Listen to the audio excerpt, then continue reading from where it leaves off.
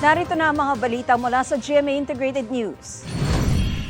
Handa raw ang Philippine Coast Guard sakaling hilingin ng Armed Forces of the Philippines ang dagdag na barko para samahan sila sa susunod na resupply mission.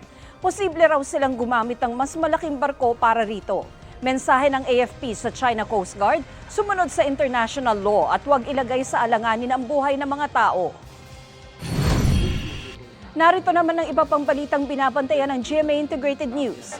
Bicor Chief Director Gregorio Catapa, binigyan ng hanggang bukas sa mga inmate na isuko ang mga tinatago nilang kontrabando.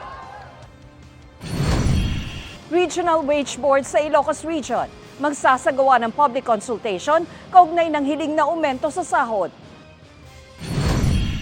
At Japan, nag-donate na mahigit 4,000 sako ng bigas sa mga apektado ng pag-aalboroto ng Bulkang Mayon.